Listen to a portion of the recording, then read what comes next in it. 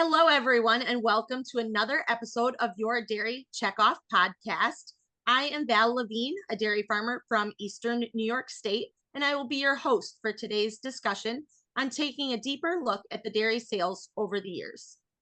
Today, we will be talking to Madlyn Daley, Senior Vice President of Strategic Insights and Evaluation at Dairy Management, Inc., and Peter Vitaliano, Vice President of Economic Policy and Market Research for National Milk Producers Federation, as they discuss how consumers are purchasing and consuming their dairy now versus the past. Madlyn, let's start with you. Do you want to tell us a little bit about yourself and your work at Dairy Management, Inc.? Thank you, Val. Hi, my name's Madlyn Daley. I'm at DMI, and I've been here for over 30 years.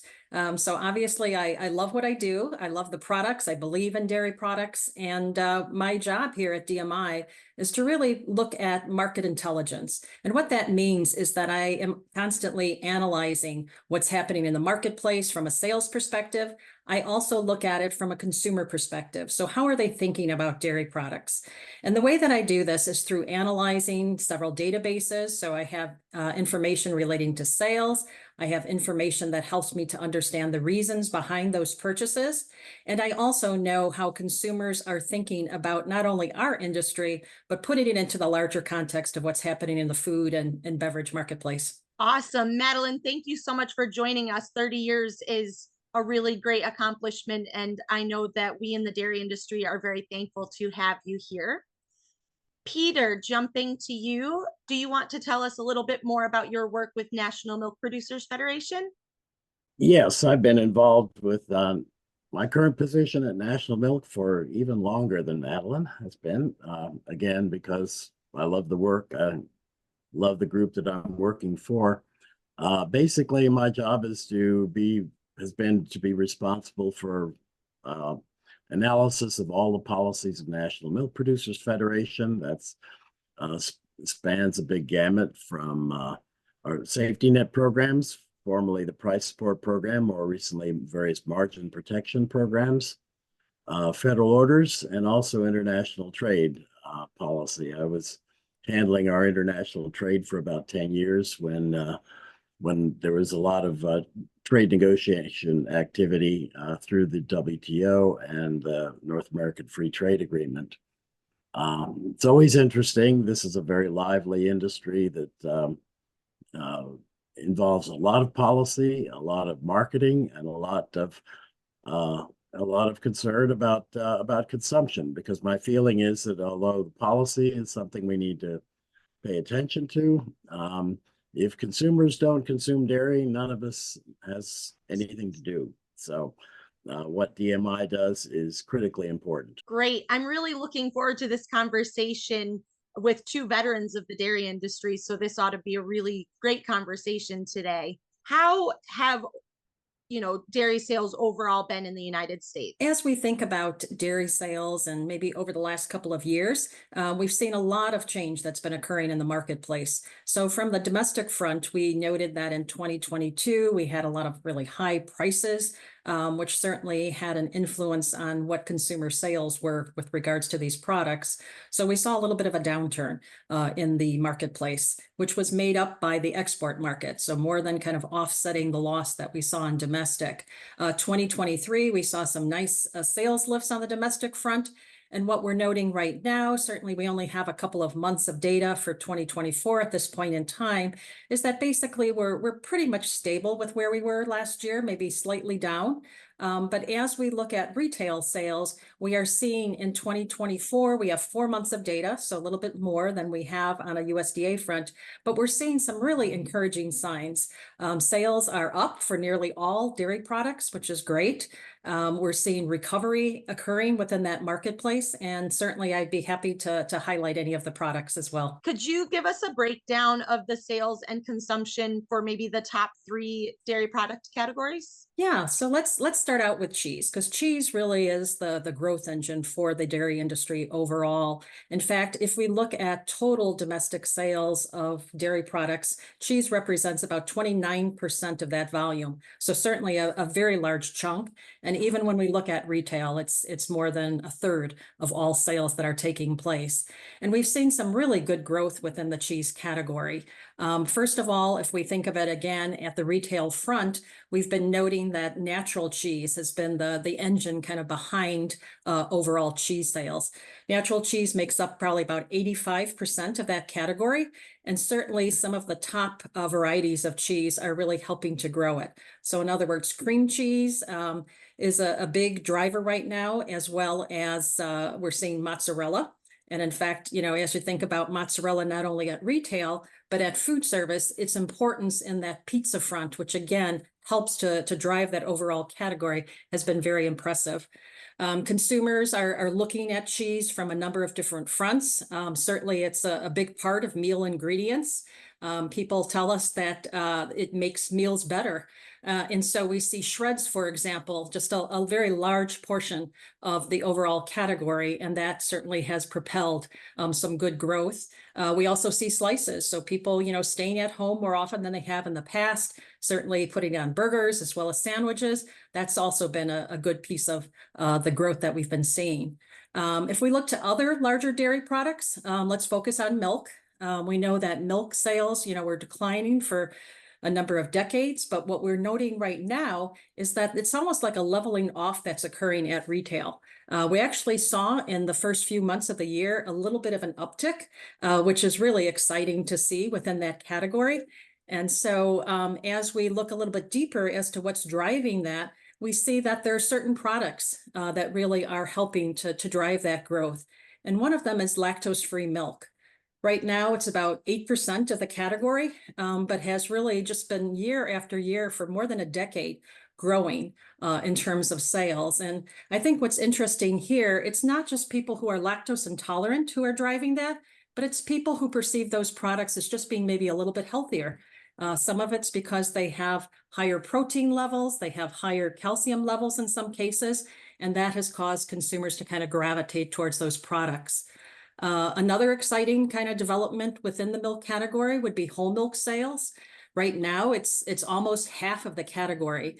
And it, again, was declining for decades.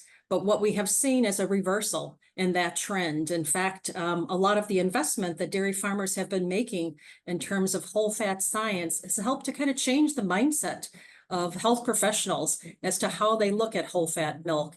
And consumers are responding with buying more of that product.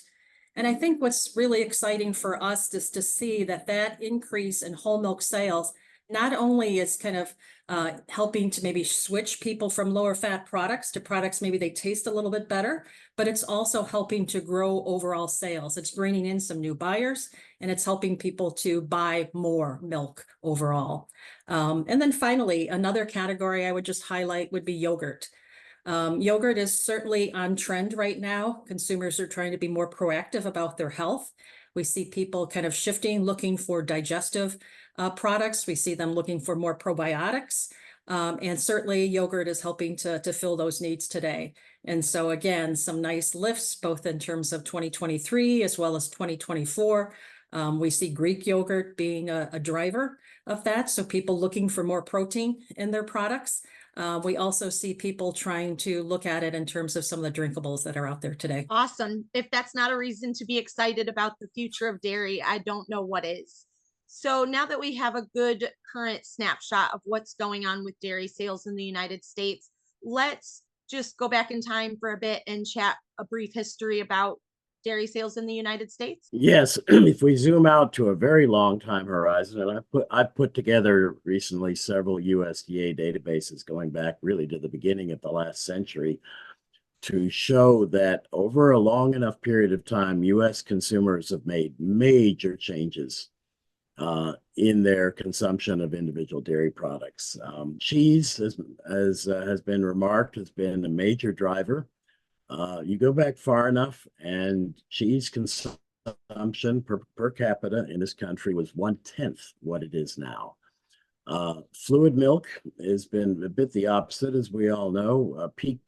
Its consumption per capita peaked during World War II, and since then, since pretty much the late 50s, it's been on a generally downward trend with some recent developments that Madlyn discussed. Butter is an interesting one. At one point, per capita consumption of butter was 3 times what it is now. Butter consumption had been negatively impacted by a lot of things, wartime rationing, competition with margarine at a time when consumers were much more amenable to saving money by going to plant-based alternatives. And then for many decades, the science about consuming dietary fat was negative. That held butter down to about 4.5 pounds per person. When that was rethought, and DMI's research has played, in my opinion, a major role in turning around that perception, butter consumption is starting to recover.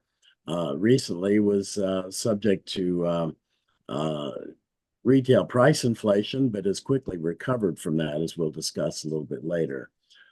Yogurt consumption has gone from pretty much nothing to about 14 pounds per person.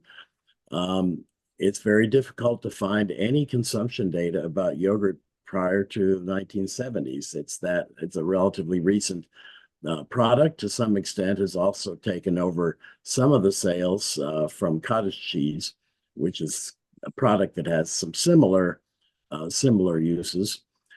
But overall, you'll see that per capita over general consumption in the United States on that final chart shown in the green line on a milk equivalent basis has been generally growing at a pretty steady rate. The trend line is shown in the dotted red line there.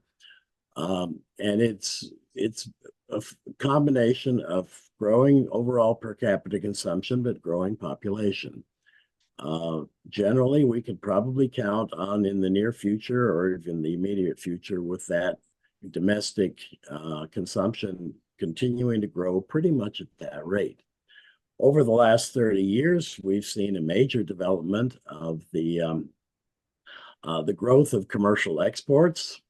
It's a result of many countries of the world, formerly developing countries, developing middle classes, and increased disposable incomes, and developing a taste for Western products, including meat and dairy, as well as the international policy arena for dairy has been moving away from heavy subsidies to the point where commercial trade has been possible, and U.S. dairy products have benefited from them. Unlike the domestic market, we face a lot of competition in the world market, particularly from the Europeans and the New Zealanders. But we've been able, as you can see from that last chart, to, because of the growth of exports, to grow the industry at a faster rate, shown by that red line, with the green dotted line as a trend line. And as long as we can continue to grow our exports, we are able to sustain a somewhat faster growth than the domestic market alone would permit. Thank you for bringing us through that delve into history about dairy products and dairy sales. Have there been any bright spots in dairy sales for products outside of those top 3 major products? Yes, over the last couple of years, we've been seeing a real change that's occurring in the marketplace. And one kind of exciting trend that has occurred over the last year or so would be in cottage cheese. And if we think about cottage cheese in the past, it was a product that tended to skew towards older households. Baby boomers, for example, were very, very strong buyers of that product, but certainly not so much in terms of the younger generations. And over the last year, we've seen kind of a viral sensation that's occurring on social media. There's so many different TikTok recipes that are available right now that's really are bringing in those younger consumers. And so, for example, as we think about the percentage of households that buy these products, it's over 50% for baby boomers. But for someone like Generation Z or millennials, so people under the age of 40, basically it's about 35% or so. But over the last year, we've brought in 3 million more households to the cottage cheese market. And volume sales have grown in 2023 by about 13%. Over the last 52 weeks, I should say. And so very, very strong increases. And I think what's exciting is that we're seeing lifts or sales gains across various different demographic groups. So certainly something that's kind of changing the course of that product. And I think it's also tying into the protein trend. Consumers are looking for more protein. Certainly they receive that through milk. They also are looking to Greek yogurt for that product, but now they're also gravitating to cottage cheese. So that's one example. A second one that I would say is another maybe smaller product, whipping cream. We've seen over the last couple of years or so, even actually throughout COVID, that consumers are kind of bringing the coffee habit a little bit more into their own house. They're getting a little bit more adventurous with how they're making products. Whipping cream has kind of come along with that trend, as well as perhaps on the indulgent front as well. And we've been seeing some very, very nice gains in terms of sales. Over the last 52 weeks, we see a 10% lift in overall sales of whipping cream.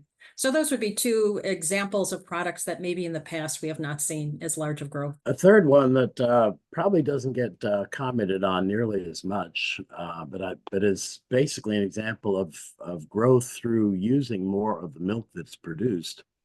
Not too many decades ago, the waste stream from cheese making was considered a waste product, spread on fields, disposed of in municipal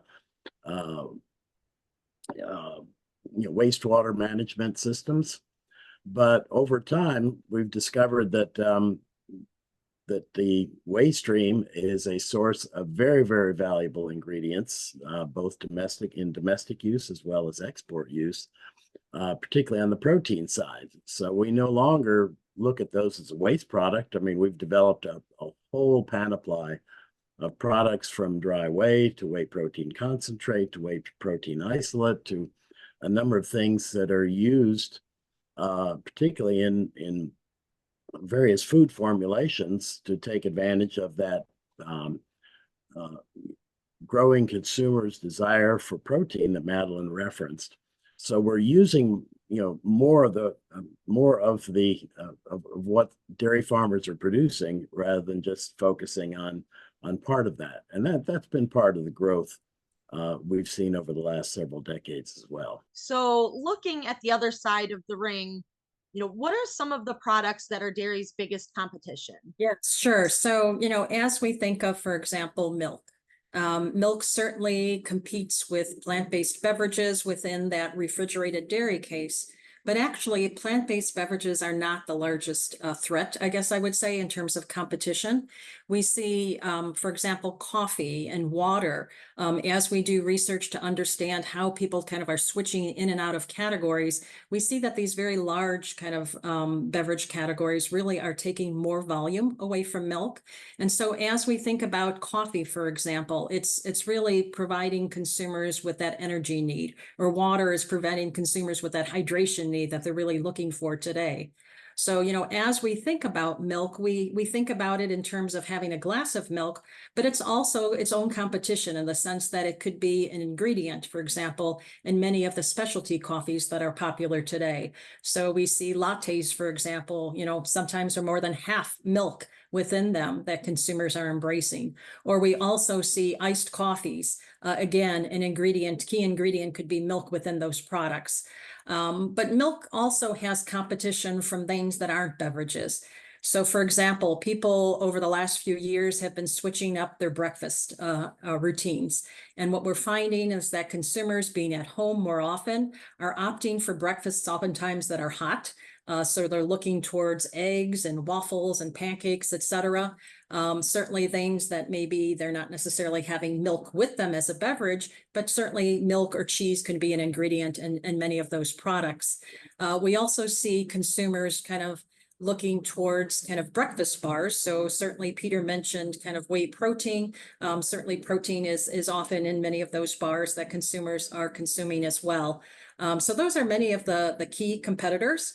for milk. And oftentimes on cheese, what we find is that it may not be a direct competitor, but it could be something like you opt to have maybe a sandwich without cheese on it. So again, always trying to think of ways in which dairy ingredients can be kind of incorporated into those favorite foods that consumers have today. And I'm not necessarily an expert in this, but I have the feeling that today's consumers are going to react differently from to plant-based alternatives. That's obviously a major issue out there, but I have a feeling that dairy is a lot more resilient to that kind of competition than, for example, what I mentioned earlier in the post-World War II period, when consumers were willing and almost eager to embrace margarine as an alternative to butter, and stole a lot of sales from butter.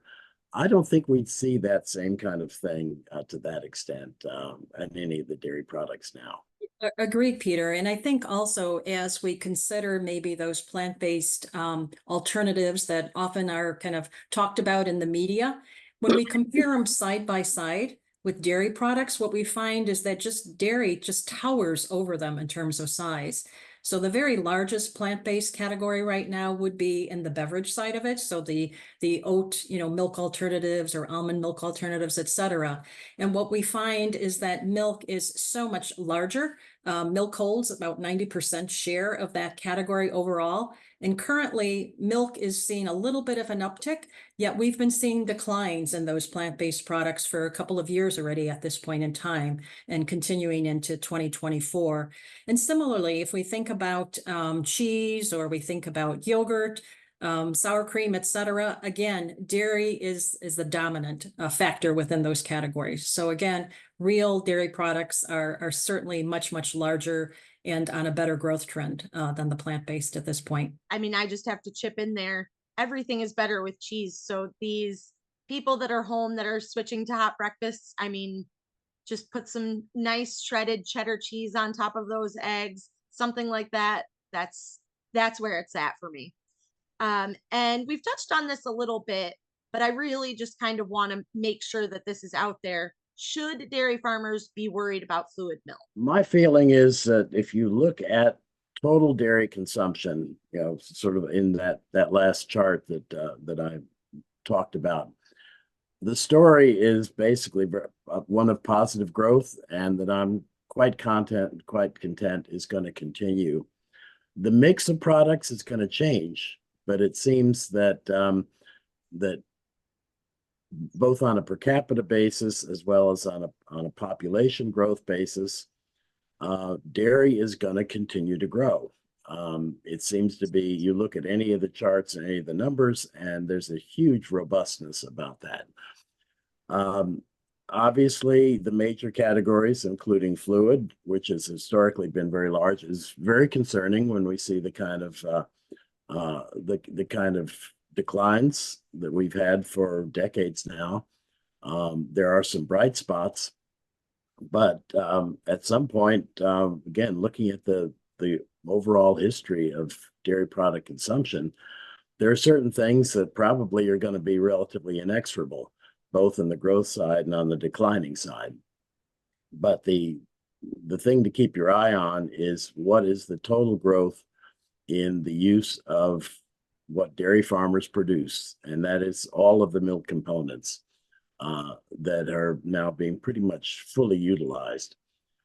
So who knows what the future is going to be, but in terms of the perception that I know a lot of the media has that dairy is in decline because fluid milk is in decline is totally wrong. So Peter, you mentioned, that US per capita consumption of dairy is on the rise.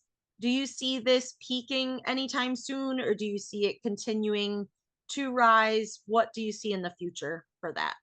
Well, theoretically, we'd have to expect there is some maximum out there, but we don't seem to have approached it in any sense. So I'm not ready to predict where that point of satiety is going to be for consumers. As we all know, inflation has been a very hot topic recently. How has inflation impacted dairy sales? I've looked at this in particular for butter, butter has been the one dairy product that's been most subject to the most extreme inflation.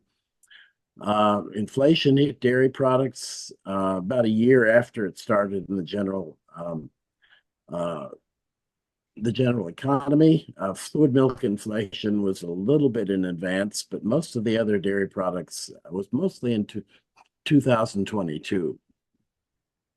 And when it did hit dairy, it was more intense in terms of the rate of increase than in the general economy. But it didn't last very long, and those prices are starting to come down now, actually in real terms. Again, butter had the most extreme inflation, and per capita consumption in 2022 dropped by half a pound per person. USDA has not released its official numbers for 2023, but they're pretty easy to estimate.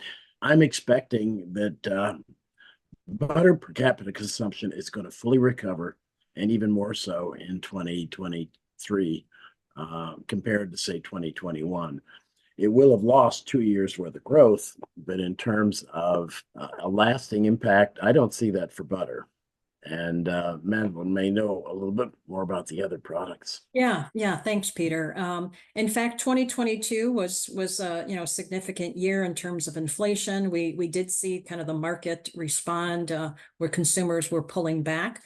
We saw many consumers who were staying within categories of dairy, but what they were doing is trying to trade down perhaps in price. So we saw private label products, for example, see larger increases than maybe a little bit higher priced branded product.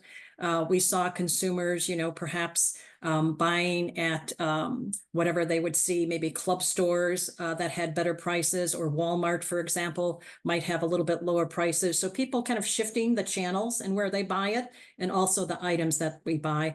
But certainly there was a little bit of a downtick across most dairy products. The good news is that at retail, we saw people recovering already in 2023, continuing into 2024. And what we also know is that when we think about kind of the food service market, particularly restaurants, that's what was hardest hit during all of this time period. And restaurants took a much higher price increase than we saw at grocery. Consumers recognize that. And so it's the first place people cut back in terms of trying to save money on food. And the good news, I guess I would say, is that from a dairy perspective, more of the products that are sold at restaurants tend to be at those quick serve type restaurants. So the Taco Bells, the McDonald's of the world. And that is recovered more so than kind of the fine dining or the sit down restaurant aspect of it. So I think we're in a better place now than we were certainly just a couple of years ago. Yeah, but there's no question that dairy had a setback at food service during the last several years.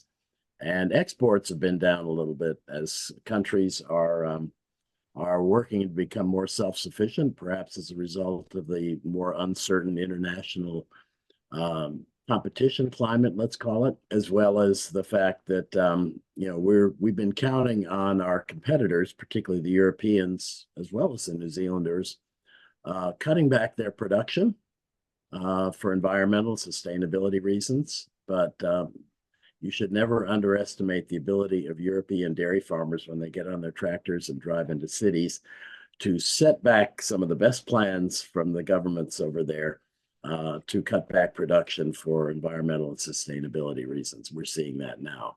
So again, the export environment's going to be more challenging than we've seen in recent years. I guess now's the time to look into those crystal balls. And what product and sales trends do you see happening in the future for dairy? I think we're going to see continued growth in cheese. Yogurt seems to have plateaued a little bit at about 14 pounds. It'd be good to see that grow a little bit more. Butter, I'm quite confident butter is going to continue to recover. Whether we'll get back to 18 pounds per person as we saw some years ago, that's questionable, but I think some, getting back up to around 10 pounds is in the not too distant future is very possible. Again, in terms of growth in ingredients, we're going to see more and more of that. And again, I'm hopeful that we're going to be able to see some continued growth in exports, both through particularly through gaining, at some point, gaining market share from some of our competitors. And I would add to that too, just thinking of it from maybe the consumer mindset, is that what we're seeing is that consumers are just much more into health and wellness today than they have been in the past. In fact, the entire kind of health and wellness marketplace is just on fire right now. And so as we think of a more proactive kind of consumer in that space, certainly dairy products, I think, fit within it. Consumers are looking for healthier snacks, which dairy can provide. They're also looking for products that are fulfilling very certain needs that they have. Again, kind of the digestion aspect of it is becoming more and more important to that consumer. We're also looking at ways that we can maybe be an ingredient in products that are helping to fulfill many of those needs. And just think of it in the sense that right now, dairy is just ingrained in American culture. It's a big part of the habits, the routines that we have on a day-to-day basis. So that's not going to go away. And I think that there's just more opportunity for us to grow in some of those health spaces. I, for one, as a dairy farmer, I am really looking forward to the future of dairy and the great things that dairy can do for everybody. How does Dairy Checkoff go about sharing this information out into the dairy industry? Sure. We have very close relationships with some of the partners right now in the industry. So certainly with milk processors as well as people within kind of that food service or restaurant space. So any insights that we have in terms of like new opportunities to help strengthen dairy, we're always passing along. I would say as well, we have the Innovation Center right now in place. That's a forum for bringing together kind of the dairy industry overall. And again, it's a place to kind of share insights across the industry and so that all of us can kind of have that same set of information and build upon it for the future. What is one thing that you want farmers that are listening to this to come away from this conversation with? The dairy industry is alive and well and growing. Dairy farmers that want to be part of the industry generally find consumers are willing to support that growth. And I would add to it that what right now is fueling kind of industry growth is much larger than any of the tensions perhaps that come up over time. So just a positive outlook. Great. I too see that positive outlook, and I'm really excited about the future. Like I've said, where would farmers go if they want more information about dairy consumption and sales? I think one place that we can help to provide that information is through a report that NMPF works on with DMI. I would encourage you to go to usdairy.com. On that, you'll find your Dairy Checkoff newsletter, and you can subscribe and be provided with ongoing information on the industry. Great. It is a really informational newsletter. I highly encourage you to sign up if you have not done so. Madlyn and Peter, I want to thank you so much for this discussion today. It's really been interesting and enlightening to hear about consumer purchasing, consumption, and trends as it pertains to the dairy industry. In closing, we just want to say thank you so much for joining us today on your Dairy Checkoff podcast. If you want to hear more about various issues affecting the dairy community, please subscribe to this podcast on your favorite podcast platforms, including Stitcher, Spotify, and iTunes. Or you can check out our website, dairycheckoffpodcast.com, for future episodes. I hope you have a great day and enjoy some dairy with your meals. Thank you, Val.